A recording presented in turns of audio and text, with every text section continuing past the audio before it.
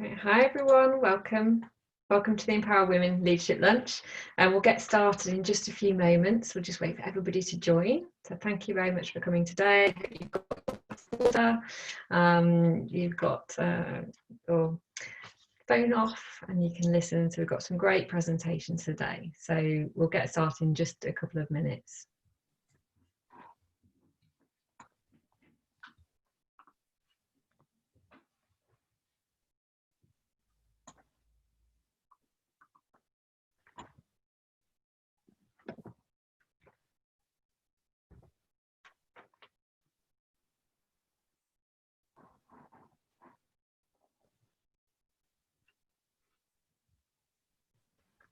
If you've got any questions throughout the webinar today, please just put them in the chat panel. I have my assistant Jennifer here today, giveaway. So she'll be keeping an eye out for any questions or comments in the group. We'd love to get your participation as well and to hear about how things are going for you in your own companies, so we can bring that to discussion. So I'll ask Jen to sort of contribute any points as we go through the session today. So again, thank you for joining. We'll get started in a couple of minutes as people are joining. Today we're going to be looking at flexibility and inclusion in the workplace. So for those of you just joining, we'd love to hear your feedback or thoughts. Please do put them in the Q&A comments box and Jen can comment. So we'll make a start because thank you for arriving so promptly. So just to explain the Empower Women Leadership Lunches, these came about because with Supermums we are engaging with Salesforce customers and Salesforce partners and with Salesforce continually through our engagement with them to place talent into the workplace. And we were getting asked for best practice, sharing best practice around, well, how do we support women best in the workplace? So we launched these lunches. The vision was originally that we would be having a nice lunch around a table and discussing some of these topics, but now we're on webinars. I hope you've got your lunch in front of you, to really just share, learn from the experts, but also share amongst partners and customers around how we can support women in the workplace around some of these key topics. So we launched our first webinar and we talked about all the ways that you could support women in the workplace and what a policy could look like, all the different strands to that, and we have that as a blog on our website, so you can go back and reference that if you're interested. So we launched with that first webinar, and then we had our second webinar where we really dug into how do we give women a powerful voice in the workplace. So how do we raise their profile? How do we support them to progress through up to senior leadership roles, and kind of help them to build their brand? And that also helps tackle gender pay gap as well, because we want to make sure that women are acknowledged for their expertise and professionalism also. So we've had some really interesting topics as we grow, and really what we want to do is empower you to have a policy and culture in your workplace that helps you support women. And part of that is just being about that, being aware of what you can do, and then talking to your respective employees about, well, what is important to you of these things. So it's very much a collaborative approach, because some of the things that we might be sharing may not be things that are relevant to your employees, but they perhaps don't know what's possible either. So I think it's around, I encourage you to disseminate what you've learned today, discuss it with your colleagues and decide on which are the relevant points that you can take forward. So we'd love to hear the impact from these events, and we'll reach back out to you in a few months' time to see if any action has been taken off the back of what you've learned. So I'm delighted today to have a guest panel that are going to join me, and we're talking about flexibility and inclusion. And we actually set these webinars up quite a few months ago now when COVID wasn't around. So obviously the whole conversation around flexibility and inclusion has changed dramatically since where we were originally thinking about this topic. But I'm absolutely delighted to have Lisa Lord here, who's the founder and CEO of the Lightbulb Tree. We've got Stephanie Johnson all the way from the USA, which we wouldn't have been able to have Stephanie here had we been in an event in London. So I'm delighted to have her here. And she's author of a new book called Inclusify. So I'd encourage you all to check that out and buy it if you think you want to do it. So Stephanie's going to have some great tips for us. And then I'm also delighted to have Adam and Anna Healy here from PwC. And they're going to be sharing their experiences about how PwC supported them through the COVID epidemic, and also what their planning to do going forward. So some really interesting insights, and I say we'd love to hear from you as well. Any questions you have would be fantastic. So we're going to have 15 minutes of each of those, and we'll finish at 2 o'clock. So just to set the tone of this event today, we're really looking at, what does flexibility and inclusion mean, and what are the needs of the workplace. As I've mentioned, this has dramatically changed over the last few months. And there was a recent article in The Observer which looked at what parents are really asking for right now. And it was really interesting in that it said only 13% of UK working parents want to go back to the old normal. So it really has changed a shift in attitudes and thoughts around maybe their travel or how much time they spend with the kids. And so, as employers or managers, how do we embrace this change in culture? Like, we have to work with these employees, and we want to maintain their loyalty and performance, and we want to keep them happy. So there's going to be different emotions coming up. And off the back of that, 45% of those that were surveyed are considering asking for more remote working. So again, if somebody comes to you and asks for that, what does that flag up for you? Like, how do you manage that? And is that possible in your workplace? And I feel that this is very relevant for the Salesforce space. Salesforce in one place can provide the option for remote working because it's a cloud computing software. But then equally, some of the skill sets that you do when you do Salesforce consultancy work and implement it, like business analysis, can be more powerful if you're there in person with people. You can do it virtually as well, and there's pros and cons of both. So how can we make remote working possible? Where is the line drawn? And I think that would be something we'd be obviously talking to Adam about PwC, for their experience. But a lot of Salesforce consultants, for example, do a blended approach of on-site versus off-site working with customers. So, how do we tackle this? So I think there's 5 areas that I just really want to reflect on today, and the experts will be bringing this to the table. Is one, how do you create a family-friendly working environment still, and support that flexibility and inclusion? There's an increased appetite for flexibility and remote working. How do you tackle that and with a balance between remote working and office working, how do you make communications work as a team and make everybody feels included? Because I've been through that journey. We have a team that are partly remote, partly in the office, and actually making everybody feel part of a team is really important. So it really takes a lot of thought process to get it right. The fourth is you want to retain employee loyalty and performance. So if they're getting a change in mindset about what they need, how do you continue to support them?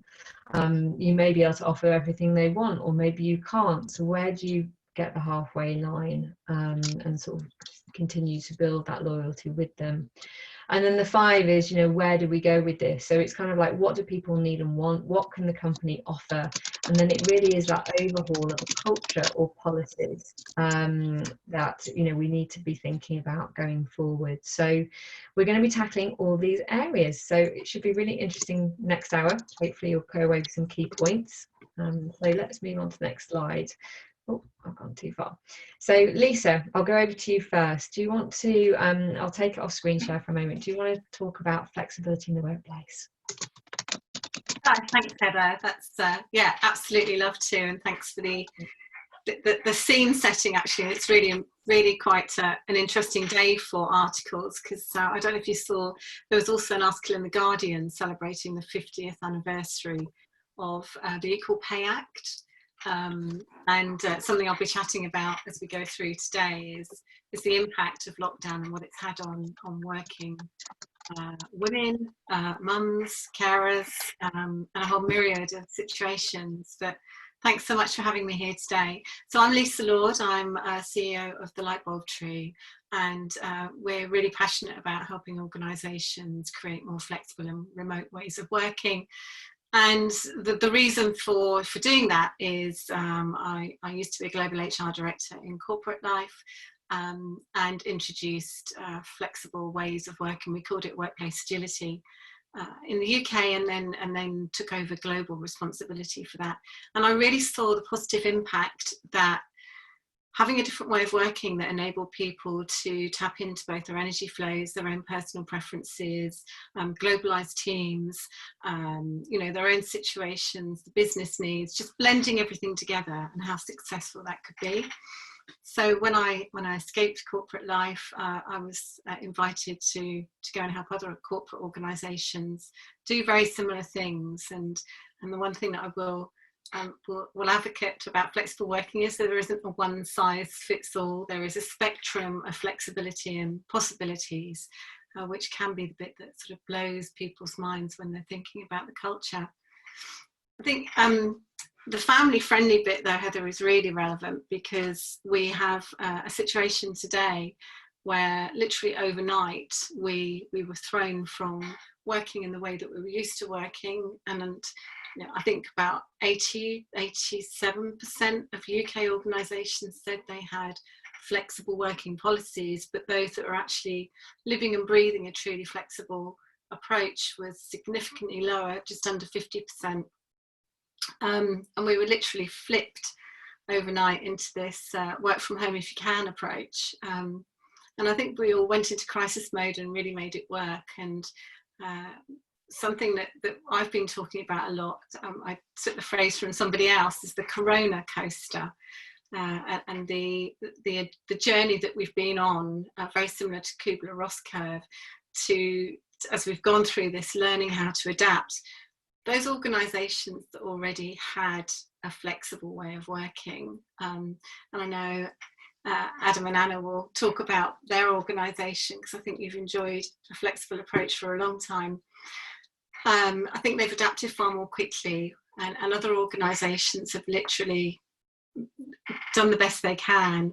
And it's now that they're starting to see two things. As we start to transition back, I don't like the word back, so as you start to transition out of lockdown, organisations are looking at, you know, how do we keep some flexibility, because not everybody's situation is able to go back into that 9 to 5 Monday to Friday box, with schools not fully being open, or other situations, people still shielding or being in the vulnerable category. So people are in very different scenarios. So how do we enable that flexibility, and how do we help managers and leaders truly make that work longer term? I'm not seeing too many stats at the moment about any impact on productivity, which is probably good, because it means that there isn't a significant drop. The statistics that we saw around productivity when working flexibly pre-lockdown were that around 89% of managers felt that their teams are more productive, and a similar sort of number for employees feeling they were more productive. And the caveat with lockdown working is that we're not really working at home as we knew working at home would be. It's more working at home in the middle of a crisis with your entire family around you, and trying to juggle a number of roles, which the surveys that I'm seeing around that are that the impact has been significantly more on women around that impact, particularly if you've got families, which has been obviously concerning to those of us that are trying to close that gender gap. But also the other positive thing has been the number of men, families who've wanted to step up and share responsibilities. And also leadership role modelling has been phenomenal during lockdown, and there's been two camps here. The behaviours have dictated how you'll remember your leaders from the start of lockdown.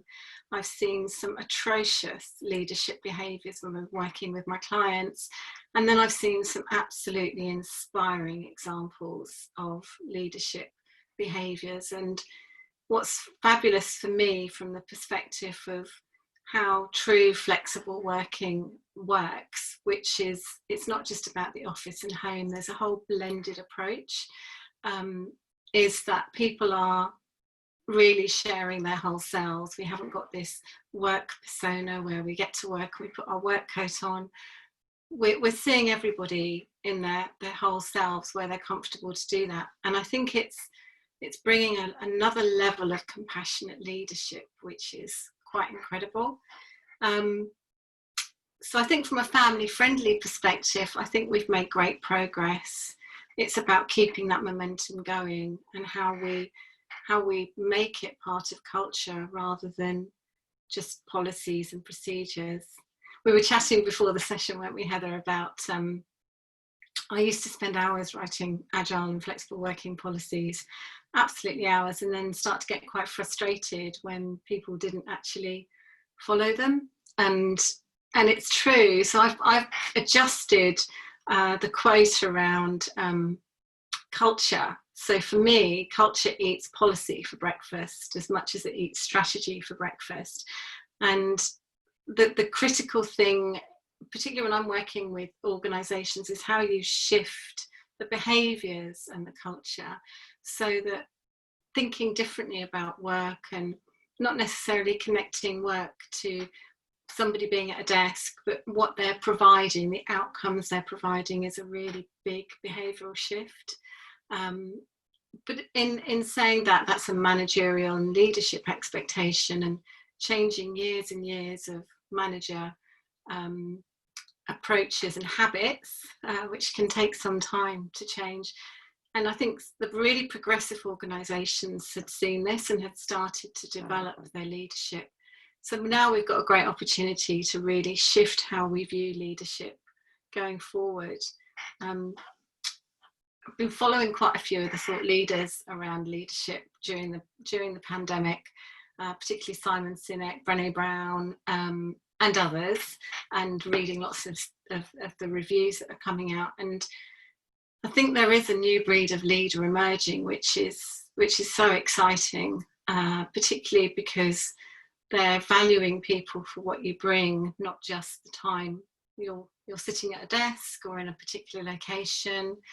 They're understanding that people need to learn to time chunk and balance different responsibilities, and by doing that, we can truly be at our best. And I think they're also learning the power of communication. When we started the pandemic, my sort of golden rule for communicating with teams was, whatever you think you're going to do, times it by 3, because people are overwhelmed by what's happening at the moment. So we're not necessarily hearing everything in the way that we would have done 6 months ago. So making sure that our clarity and communication is phenomenally clear, but also that there's a compassionate side to that, and checking in with people, not checking up. I borrow that phrase from a good friend of mine in the flexible working space. But it is about checking in on people to ensure that, how are you getting on? Genuinely, how are you getting on? The range of situations and the range of people we have are diverse. We want to build a culture that encourages greater diversity and creativity, and the results for the business are absolutely tangible. There are lots and lots of stats and research out there that demonstrate that revenue in a diverse organisation, and I'll let Stephanie go into huge amounts of around inclusivity and diversity, but you increase revenue by at least 19% and up to 50% in the more creative organisations and sectors.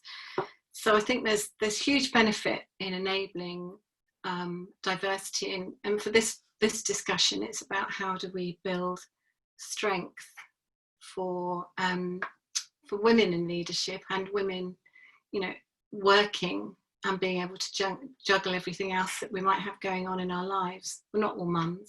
I am. I've been through the formal flexible working approach. So I think in terms of where we are, what we've been through this phenomenal corona coaster. Women are taking on a bigger proportion of the responsibilities. And what we've also seen in some of the statistics that are coming out in the UK particularly is that more women are being made redundant, or they've been furloughed. I've had clients who've overtly furloughed women with children, rather than actually exploring, having those courageous conversations about, okay, what works for you, what's preferable, talking to different people about encouraging that societal shift of responsibility, and also thinking about some of the other impacts that we've seen, and how do we make sure that we build on the learnings from our lockdown times. You know, people are feeling isolated, there are concerns about well-being, so it's keeping that connection, keeping connected to the heart of the organisation and the team. Team approach is a really good way for flexible working to thrive. If you have I call it a team charter, a team agreement, where the team agree what they have to do to hit their organisational goals, and check in every week on that.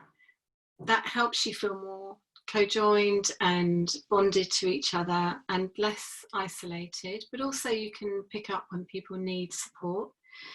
And then the other big thing that I've been talking to people about through lockdown, which is impacting, is that blurred line between work and life, and how we actually sort of stop that blurring and try and make sure we rest and look after ourselves and have that bit of self-care, and ensure that we recharge enough to be able to give our best the next day.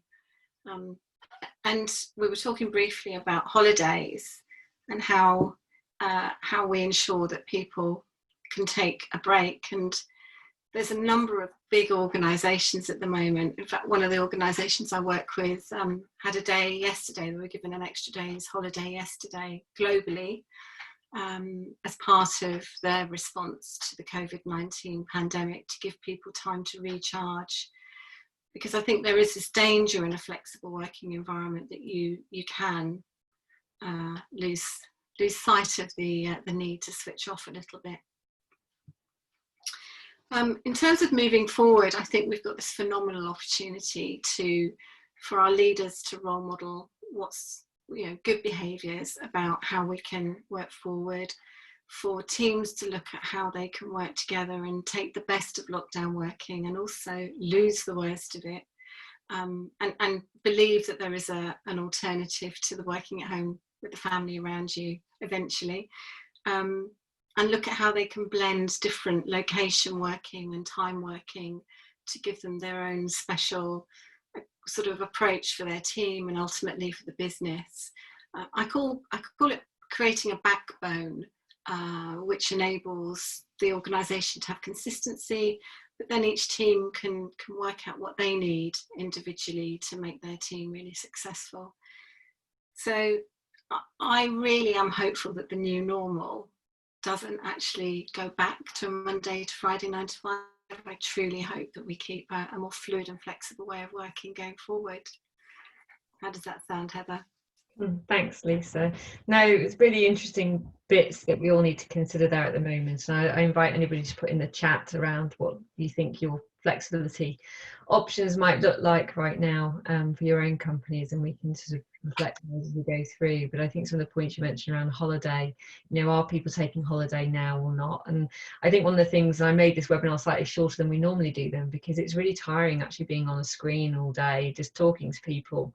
So actually we've been encouraging people in our company to sort of take a longer weekend, you know, rather, if they don't want to take a whole week off, just take a day during the week, for example, so you can get that recharge, because it's certainly a different way of working, uses different energy, I think, at the moment, especially when you're not out and about. So yeah, certainly lots of different considerations. So thank you, Lisa, for your contribution on that. So over to Stephanie.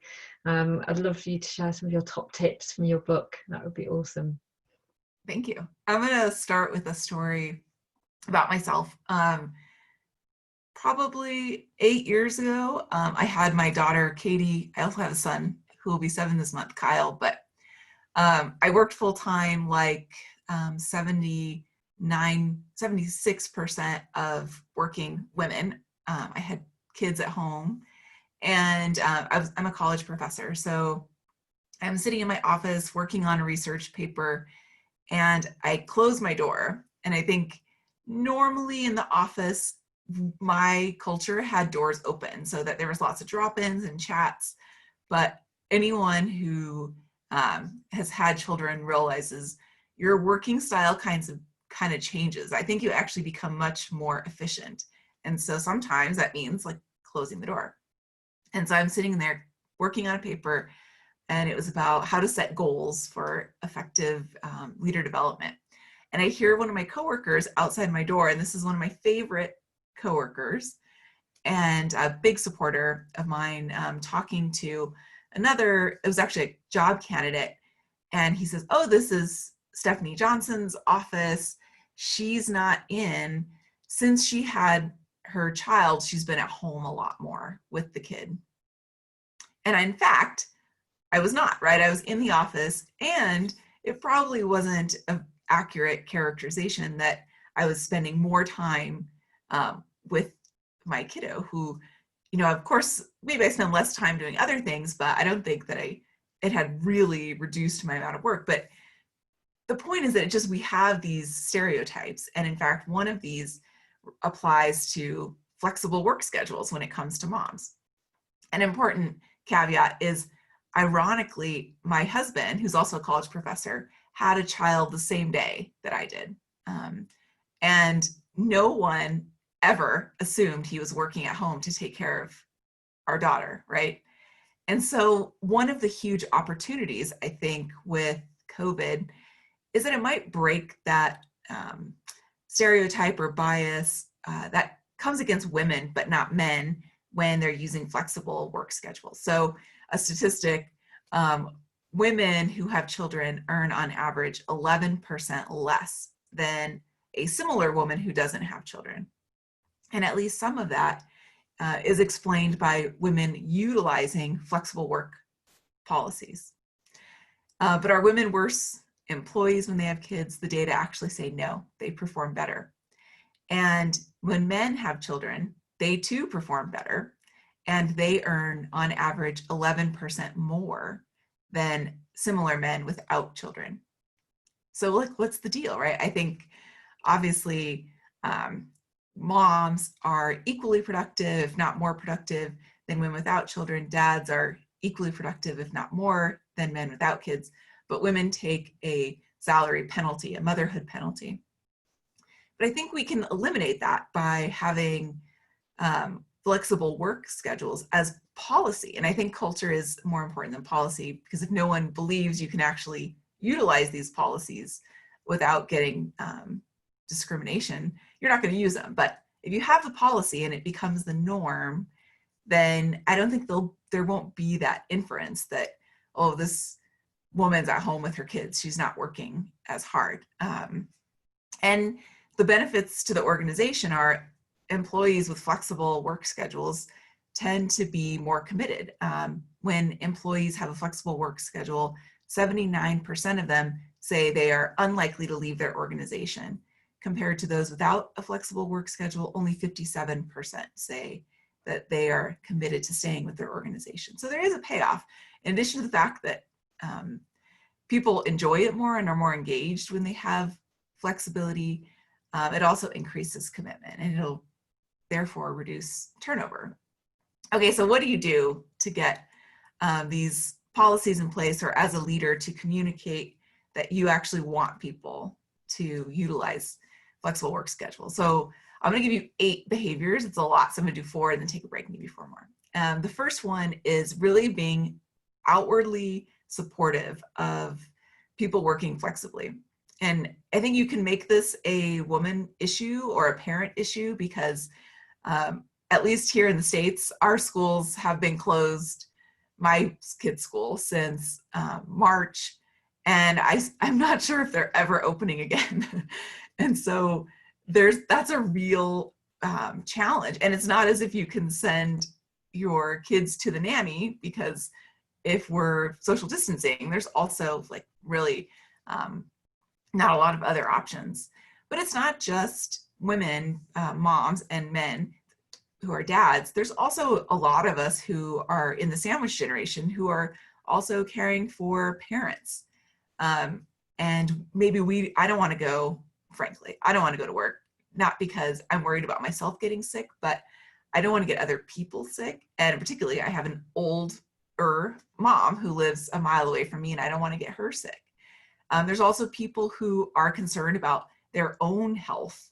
Workers, particularly older men over 50, are in a high risk category, or you could have some other reason why this is like not a good idea for you to do. But what we're seeing here in the US at least is people are apprehensive about telling their employer that, like, I'm in a high risk category for these reasons, because it reinforces stereotypes about moms or age or whatever it is. And so just having management be openly supportive and say, you know, we want you to work from home, and explain all these reasons why, because we value our older workers and the knowledge and experience that they bring.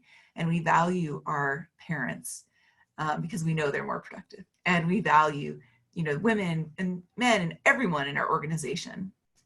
So that's the first one. The second one, I think Lisa touched on a little bit, but it's empathy. And I feel like I've seen an empathy revolution over the last few months, that I think we all have had similar struggles and challenges. And sometimes, maybe it's sad to say this, but it takes feeling your own pain to see other people's challenges. And so a lot of people who had a pretty easy schedule in life and everything kind of set up for them were suddenly like, oh, this is what it is like for people who maybe don't have reliable childcare, or you know, trying to work with all the other demands in your household. You can feel like this is challenging, or not being able to get groceries, all those myriad of ways that coronavirus has made our lives more difficult. I think it's also allowed leaders who just didn't understand why it was so hard for other people to see, like, oh, I get it. And I think it helps to see into people's lives a little bit. And, you know, maybe you see their pet. Like, I don't know how many of you, also, this is true for me, I have these cats, and as soon as I get on a webinar, there's a cat walking across the screen. I'm like, why? Like, why, cat? What's your deal? And the kids breaking in to the webinars. And I think just seeing all those things creates, I think, more vulnerability and connection between people.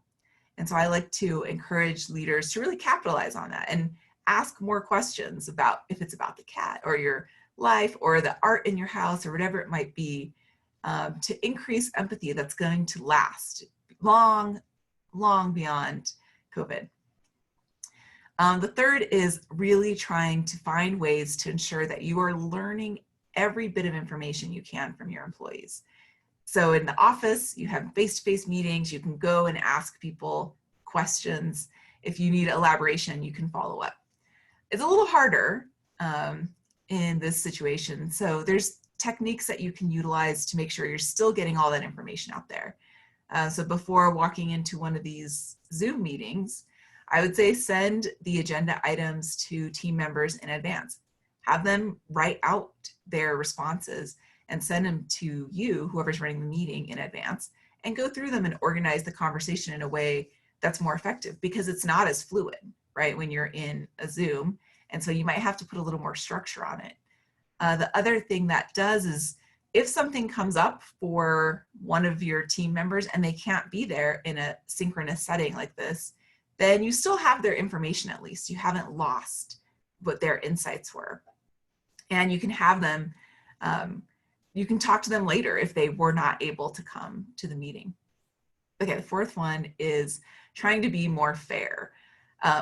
You know, in a lot of ways, this I think is an equalizer and we are able to be fair, but I've seen some bad behaviors in that, and not in an effort to be unfair, but managers are picking up the phone to talk to their right-hand man. Like, someone actually said this to me all the time. And I really believe that person was a man, but making sure that we're not disproportionately interacting with some employees that might be easier to pick up the phone and talk to, but being really thoughtful about how we're dividing our time, who we're spending time with, and then who we're giving good assignment opportunities to and bad assignment opportunities to. Because I don't know about you all, but I feel like there's just a lot of extra office housework that needs to be done because of all the new challenges of COVID. How are we getting data?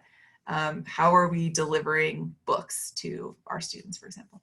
So who does that? And the data show it's primarily women and women of color who take on those assignments. And so as a manager, I think it's essential that you're documenting who you're giving these really great, promotable, awesome opportunities to, and who you're giving the junk tasks to. So you make sure and divide those equally. So those are all behaviors, those first four, that are going to be supportive of women and make your organization and your team more inclusive. So it's actually more supportive of everyone, right? To have that inclusion. And there's four more. The first one is through this very crazy time where I think a lot of the time I feel like I don't know what's going on. I can't talk to anyone, and there's something comforting about the face-to-face that you don't get over Zoom. Like, you can't tell if I'm lying right now, right? Like it doesn't have the same fidelity as actually interacting with someone. So I think it's really key to building belonging to make sure that you're extremely transparent with your team about what's going on. Even if you don't have all the answers, what decisions are being made? How might it affect them? I think it's also a great time for leaders to work on their empowerment skills, because it's pretty hard to micromanage over Zoom. You can't check in on people. And so maybe it's time to empower people and let them know that you're empowering them because you trust them and believe in them. And you want to allow them to do their work in their own way, in the way that's going to be most effective for them. And in fact, you may even find more effective ways of doing work than you had before. The next one is really aligning people in your organization around the support for individuals who might be needing added support. I've seen a couple of extremes, some managers who don't talk about this at all. If someone has a health concern in the group, they're just ignoring it. And then some who are like, listen, we all know Stephanie has kids, so you got to pick up her work. And neither of those are really great approaches. It's much better to bring the team together and say, how do we as a team want to support each other, and create that psychological safety to say, if you need support, you can tell the team, and individuals can opt in or out. And what I found is when given the chance to opt in or out, people are much more giving than when told you have to do this person's work because they have a kid. And then the last one is find ways to really enhance belonging by doing some team building. I know maybe, I don't know if this is a US thing, but we have a lot of happy hours, and that's great. I mean, probably many people could use a cocktail in this time, but not everyone drinks. And so that's not an entirely inclusive way of team building. And so you could also have coffee hours, book clubs. One organization I work with did bring your kids and pet to work day, which was very funny because you could bring the cat and the kids and kind of build that empathy and get to know people. You can stream videos together, watch a sports game, order food or tea and have it sent to people's houses so you can have like a shared experience even though you're apart.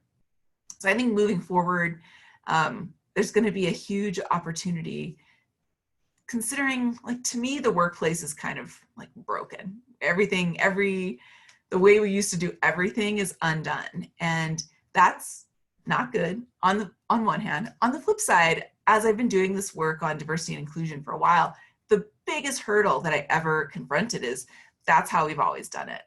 We can't change it. We can't make work flexible because that's not what we do. We have sensitive data. And guess what? You could have done it, as we all learned, in about 48 hours. And now we have learned that there's a whole new list of opportunities of ways to redesign work. And so when we're figuring out how we're going to transition into offices or some new version of that, we can rebuild the workplace in a way that is more equitable and more inclusive and more engaging than it was before this. So we can actually say, as a result of COVID, we improved our organizations. I think that's like the silver lining. What do you think, Heather? No, it's perfect. Thanks, Stephanie. I think those 8 tips, they seem so obvious, don't they, in so many ways. It's just like when you're surrounded by so many things to think about and stuff, you know, it's like having that checkbox. So have I actually thought about this and done it and things like that? Because they just seem obvious, right? You think we should all be doing that. That makes absolute sense. So I think, yeah, thank you for providing very clear sort of set of things that we can think about, and Jen will be writing these up as a blog, and so we'll send them out to everybody as well, so you can have your little check boxes and go, have I done this, this and this? So thank you very much. I think that leads really nicely actually on to Adam and Anna now, to share their experience about how this has actually played out in the workplace itself. So I'm going to hand over to Anna now to kind of share about her experience about how PwC has supported them as a family during COVID, in terms of flexibility and inclusion. So Anna, do you want to share what's been happening with you right now? Yeah, thanks. Oh, God, I was going to say, should we just do a quick little introduction so people know who we are before we crack in? Absolutely, yeah. You can go through an intro first. Oh. Yeah. Okay, so I'll go first. So hi everyone. Quick intro. My name's Adam Healy. I'm a partner at PwC and I lead our UK Salesforce practice. Over the past 10 years, I've led and worked hands-on with a range of Salesforce clients, from little tiny ones to really big ones, across most of the clouds and most of the sectors. And I've also been lucky enough to be part of growing 2 amazing Salesforce practices. So firstly at Accenture and now at PwC. Now, when I was asked to speak about the flexibility at PwC, I thought it was a fantastic opportunity to invite my wife Anna to join. She's also at PwC. And I think one of the things we've learned over the past 4 months is that home life can be loads better if you work together as a good team. So I thought it was great to have her on today as well. So I'm now going to hand you downstairs to our home school, where Anna set up her office for the day and she can introduce herself.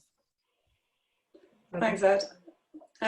So yeah, as Adam said, my name's Anna Healy. I'm a senior manager at PwC. I don't actually work in the same bit of the business as he does, so I'm not a Salesforce guru like most of you, but I do have hands-on experience of Salesforce, as PwC is probably one of the largest global customers. So I work in a bit of the business called risk assurance, where I specialise in marketing assurance. So many of our clients as well have a Salesforce marketing cloud. Here at home we have 2 little girls, Emily and Lucy. They are aged 9 and 7, along with a dog called Stan and 2 cats. So life here can be pretty hectic. And so to talk a little bit about PwC and the way that the firm works in terms of flexibility. My experiences have been really fantastic. I've worked now for 15 years here, and every time I've sort of requested any flexible working, it's kind of been really easily agreed to and sort of implemented. So now I work a contract of 3 days a week, which it was very much, and this is before COVID, where I could sort of work at home if I wanted to. I could travel into the office or to a client site sort of as and when I needed to. So that was really brilliant from the outset. Since COVID came into force, PwC were very quick to realise that people would have quite a range of different caring responsibilities. And I think someone mentioned earlier, we are sort of the sandwich generation. So not only do we have young children, but we also have parents and Adam's parents who are sort of advancing in years. So obviously the same sort of thing, we were wanting to make sure that we were doing the best for both sort of sets of people. So what I did was I was actually able to sort of flex my 3 days a week across 5 days. I was something that I could do to suit my needs and the needs of our family at the time, which has allowed both Adam and I to continue doing sort of the work we need to advance our careers during the pandemic as well. And allows me to juggle those different types of role that I think we talked about earlier as well. So I'm still doing the job that I need to in the office, but also allowing enough time to the children to make sure that they're doing well during the day as well. It was pretty important to us that they didn't miss out on too much of their schooling. So like Stephanie said, we've been without schools now for quite a few weeks, which has its own challenges, but actually it was an opportunity to embrace that as well. They have learned some additional skills around online platforms and actually they have sort of become quite tech savvy for 7 and 9 years old, beyond their normal Minecraft abilities, and that's actually something that is probably quite transformational for them in the longer run. But we've also been allowed to keep them active. They've had to use their imaginations a bit more to make sure that they would be able to go outside and do lots of things that they perhaps wouldn't have had the opportunity to do. We've actually learned to trust them a bit more, and actually they were more resilient and able to do some of the stuff we wanted to than we thought they were. So they now both have their own desks in their bedrooms, and they were able to actually learn over the course of the weeks to manage their time through some of that, and their experiences, I think, have been a positive one, as well as understanding the resilience and the challenges COVID brings. So yeah, it's been a good time, and in some ways, because we've learned a lot more about our children, whilst also having the flexibility from PwC to be able to manage those two things together. Thanks, Anna, for sharing. No, that's really, really insightful, and it's great to hear that you've had that sort of level of flexibility and juggle your hours, because I think that's what everybody's been worrying about, isn't it? It's like, how do you manage the hours around working full time, looking after kids full time? You know, and it's easier if you do work part time as a woman, because you can perhaps juggle that around. But then they still, you know, they're around full time depending what age your kids are. They need different levels of support, don't they? Yeah, indeed. So thank you. So Adam, we were having an initial really interesting chat about how you've supported employees in your team as well. So it'd be great for you to share some of that with everybody on the call today. So I'll hand over to yourself now. No, definitely. I think, first of all, I hope everyone's learned from our whiteboard. If you can sort out capital letters, full stops and finger spaces, then you're onto a winner. So hopefully remember that, if nothing else. So yeah, I think this was one of the tough areas, actually. It's one of the things that surprised me a little bit about lockdown. When I went into it, and I'm kind of speaking, I guess, as a partner at PwC, and I think we've been learning as we go. So this is sort of PwC policy, I guess. When we went into it, we all kind of thought it was just going to be like working at home Fridays, but again and again and again and again. And it took a little while. I'm sure everyone on the call has found the same thing, but we suddenly realized it wasn't going to be like that. And that actually everyone was struggling in their own ways. I've jokingly compared it to a music festival where you can all go to Glastonbury, but everyone there has completely different experiences of the event. And that's kind of how I found lockdown. You know, I've got a pretty diverse team. And at the beginning, I thought it was the parents I was worried about, so the people who are trying to cope with homeschooling. But what I've realized over the weeks and now months is actually we're far, you know, as parents, we're probably kind of okay. We've got things to deal with, and we've got challenges, but at least we've got ourselves and our families, and it kind of works okay. The people I've really had to spend a lot of time with is the younger people, some of the single people who are living on their own, you know, flats on their own, or shared accommodation, or even with their parents. And that's been tricky. And I've had a lot of, you know, one-to-one coffees, a couple of wine in the evening type things, you know, just to help people along. And also we've changed the way we work on the programs. We've changed the cadences and the dynamics. So we try to start meetings in a slightly more friendly way. So maybe spending a little bit longer chatting about how everyone is, and then trying to spot people who are maybe having some difficulties. And then also putting some less formal things in the diary. So I guess a lot of us are doing the kind of wine online, drinks in the evening, whatever, or even just coffees, as people said earlier, not everyone wants to drink. And we started ending the week on several of my programs by doing that kind of social interaction, which has actually been really nice. Cool, thanks, Adam.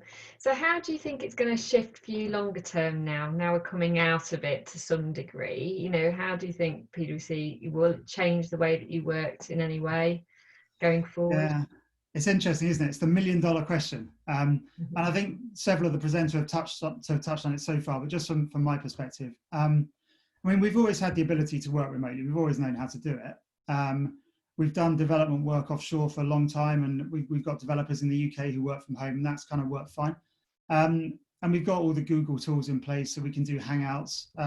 We've got Google Docs for collaboration. We've got Jamboards that enable us to do remote whiteboarding, all that kind of stuff. But there was always blockers. There was always reasons why it didn't work.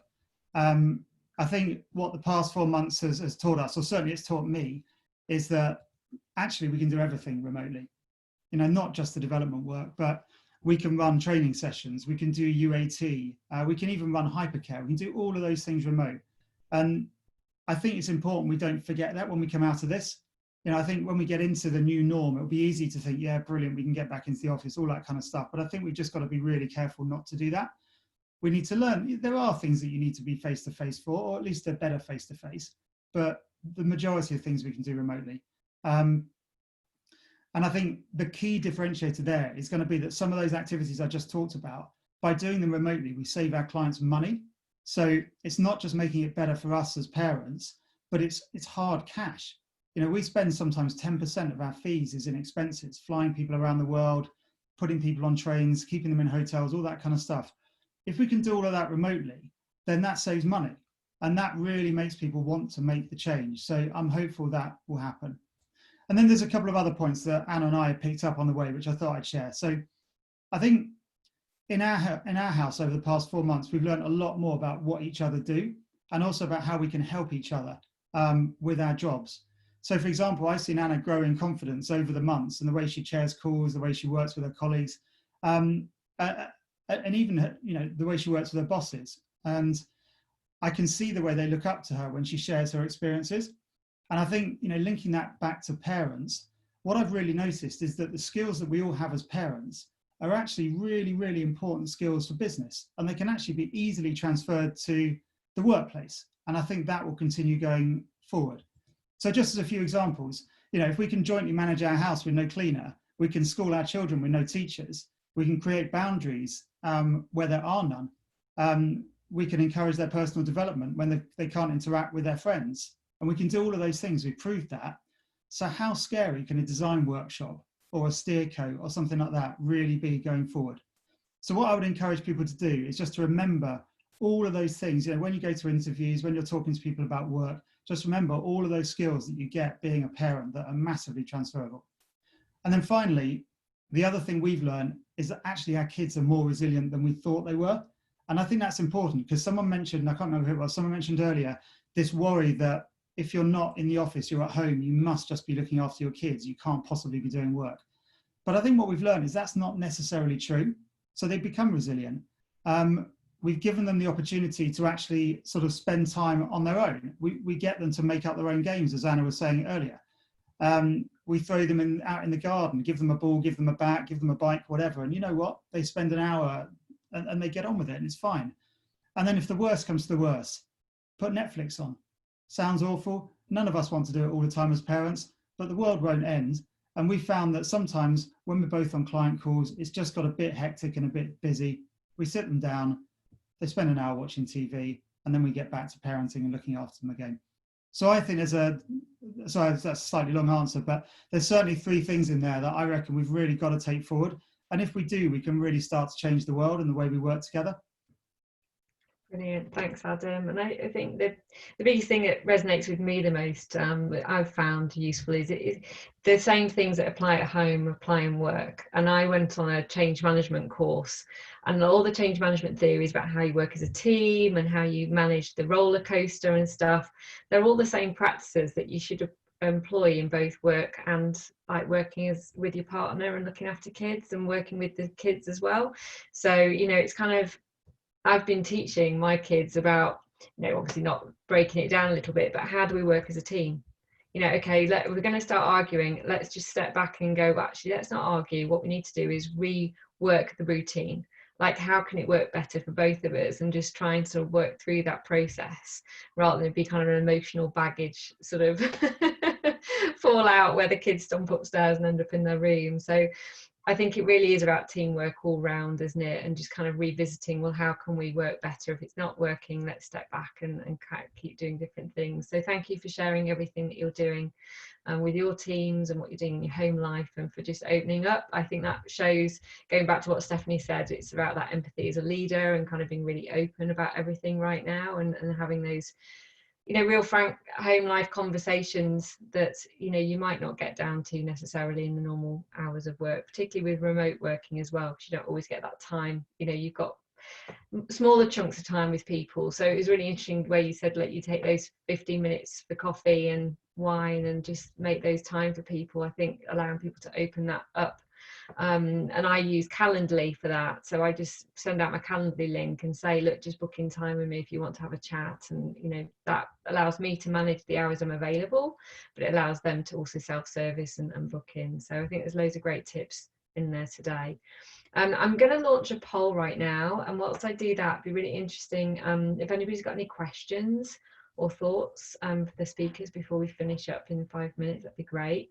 So the poll that I'm just launching is just really an interesting one to see if your company will be offering more remote working going forward. I think it's just interesting to reflect on whether you're having to change that shift. I know Salesforce, for example, has said that they don't expect people to go into the office until after Christmas. So I think there's, you know, that has ramifications, particularly I think, Adam, you were saying the younger generation and those living by themselves, that's actually maybe exactly not, they don't want that, right? They probably want to be going back into the office. So I think it has pros and cons. And the second question is, are you able to offer more flexibility to parents going forward? You know, is that something that you're having to think about right now? So but just great to get your feedback. Again, if please share any experiences that you have in the chat or anything you'd like to share, and we'd love to hear from you. So everything is coming in through as yeses at the moment, in terms of being able to offer different ways of working. I think, you know, in the immediate future we don't really have much of a choice, do we? But I guess it's just thinking about revising how we work going forward. And it was interesting, Stephanie, your points around, you know, do you want to go back into the office or not, because of actually the other impacts it will have about whether you've got people that you're caring for, you know, you're not wanting to, you want to minimize your risks. So even though you'd like to go and see your colleagues in the office, do you go and do that because actually that might have heighten the risk of you catching the virus still, or, you know, and elements like that. And we're very much facing this situation with our own team now. Like, I'd love to see my team, and yes, we can go back into the office with social distancing, but is it worth it? You know, and what does that look like? Because I'm also mindful of different team members that want that. We're offering quite a flexible approach to that. So I know Salesforce have said you don't need to. I think what we've said is the office is open and it's safe. If you'd like to come in, of course you can. And we've done little video links to just explain to people what's happening and why they should feel comfortable. But if you don't want to come in, you don't feel happy, you don't feel safe, then stay at home. So we really have given people that flexibility to make their own decisions. That's great, absolutely. And it feels like definitely that has to be the right approach right now, doesn't it? Until we know, I mean, when does this end, right? I guess it's when we get a vaccine or something, you know, we don't know yet.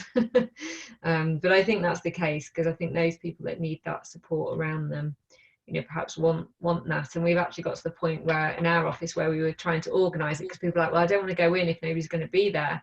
So we've created a whole Quip document, good old Quip, but, you know, where people have said what days they'd like to go in.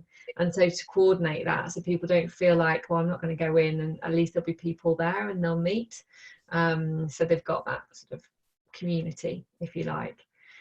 So thank you to those that have voted. So it does look, I mean, the biggest shift is, yes, you are going to offer more changes to that. So it's really interesting to see that change. And I think that's, you know, it's definitely positive for those that like that flexibility and remote working and get that balance right. So thank you. So I've had no questions. Jen, have you seen any questions come through? No, I had a point to follow up on Adam's point. I think it's great to allow people to go back into the office. But I think it's also important to keep in mind that meetings and things like this should probably still remain virtual. So it's not like all the people in the office are together and you're the screen sitting on the table or the little box, because then you're not really allowing people the freedom of choice if there's like a much greater benefit to being in the office. Like sometimes I go to the office to do a podcast because I don't want my kids to scream on my podcast, but I don't meet with my boss while I'm there, right? Because then now all of a sudden that's putting me and making me look better than my colleagues who don't go in. When in fact, maybe I should look a little worse because I'm in the office and we're not supposed to be. But just trying to keep that. Yeah, I think that's a really important point. And we've actually spoken about that a lot, because the difference between a remote conference now and in the past is, in the past it was 10 people around a table and 2 people remote, and then you didn't feel part of it. Whereas now it's 12 people all remote, and therefore everyone's equal. So we want to try and keep that.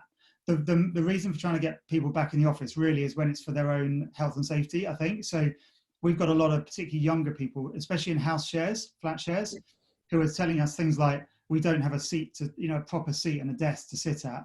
And it's those, and a lot of them can even walk into the office. So they're the kind of people that I think are predominantly coming in. And then we've got a handful of the partners going in to make sure we've experienced it and we understand what it feels like so we can talk to people about it. But, you know, it's for need rather than business, I think, predominantly. Yeah, no, thank you. And I think just to add on to that, you know, with the working situation at home, I was, you know, do we buy them desks and chairs that are suitable for be at home? You know, that's the you know, when you go into remote working policy, you come into a whole other agenda around travel costs. Yeah. And, you know, all those different elements you think about. And we've had to do that when we looked at whether we should go fully remote, but it came with all those implications of, if we want them to come into London, you know, we have to pay for that, and then there's charges towards their office costs, and like you say, desk and chair and elements to think about. In the end, we decided it wasn't, because I still like a base in London and have an office space, etc. But yeah, it's brought up those questions again, and we've had quite a lively you know, a positive, lively debate amongst the team, and actually it's been quite good for them to open up and have those conversations about what they would like going forward. So on that, our discussion went as far as, well, even if you give me a desk, I haven't got anywhere to put it because I live in a one flat. Yeah, what do you do? Yeah, I think it's also quite important to keep that organisational hub there. So having that contractual location as the office or the workplace is really positive. But it's giving people the choice about being able to blend how they work. And I think you've got a really good point about younger people, particularly in London. And the coffee shops aren't even open, so they can't even go to the coffee shops at the moment. And I've been working with a lot of people who legally have to go to their offices, and who are actually quite nervous about other people coming into the office. So I think, you know, and then we've also got furloughed people coming back. So we've got so many different needs to blend. But on your point about support at home, and what I've done previously, and I've seen other companies do, particularly big, you know, some of the big names, is they've given people like a one-off allowance to buy something that meets the right requirements, literally like £100–150 contribution towards it. And then they can buy something that fits in with their home, but is also, like, I've got an adjustable chair. And if people are downsizing on real estate, then if there's spare screens, they're letting people take those home, but ideally with an agreement that they'll bring them back if they leave. But it's just those little gestures that make it so much easier for people just to work safely in a healthy way. Yeah, no, absolutely. Lots to consider. So thank you very much for all of your ideas and contributions and sharing today. We're at 2 o'clock, so I can see people dropping off already. So I'd just like to say thank you for everybody for attending. Thank you to the guest speakers for being here today and being so open and sharing your own experiences. And yes, good luck with everything going forward. We'll share the top tips and we'll send the blog out. And yeah, reach out to us if there's anything else we can help you with. So thank you very much for joining. Take care. Thank you. Thank you so much. Thank you. Bye-bye.